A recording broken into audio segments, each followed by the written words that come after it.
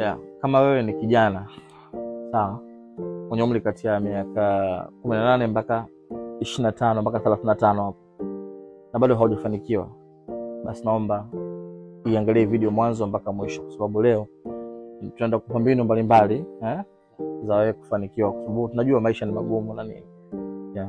Hebu ueleze kidogo Chatu. Yaani kifupi ni kwamba najua kuna vijana ambao mnatuangalia sasa hivi na hamjala mpaka muda huu kabisa, na hamjui mtakula nini kabisa, au leo utapata hela ya kula kabisa. Unaona upo tu hapa unashangaa, lakini bado unalo. Labda nikwambie kitu kimoja. Hata sisi tunatoona hapa mpaka muda huu sasa hivi ni saa 7 inaelekea saa 8. Hatujala kama wewe. Na wala tujui tutakula nini. Na tujui tutakula wapi. Tupo wengi kifupi. Pumbavu. Unajua ndio ushauri tunalala, hatuna chochote. Bwana, sisi hatuna hela. Tumekuja hapa Kibira Auto Garage. Naam. Kwamba tajiri, tunaomba tufanye tangazo kwa sababu sisi ni mafukara.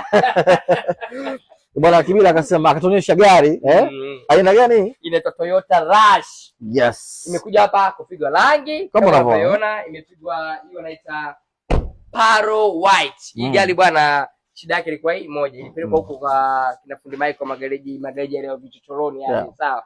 Ilipopelekwa kule ikampigwa rangi. Walipata rangi ya nyumba mwanzoni. Ikawa ya njano. Kwa hiyo ilipokuja hapa kwa Kibira tukae kama kawaida tukaungua ile rangi kabaki bati. Kibira kaichapa hii Paro White. Tutakuonesha utaiona vizuri. Hapa ni kidogo tu, lakini mambo haya mazuri yanapatikana Kibira Auto Garage. Bwana, hii Kibira Auto Garage ipo mkabala na kitambaa cheupe hapa Sinza. Fanya kufika. Wewe kama gari yako sio ina shida, sio ya engine, sio chochote. Bwana Kibira anatisha.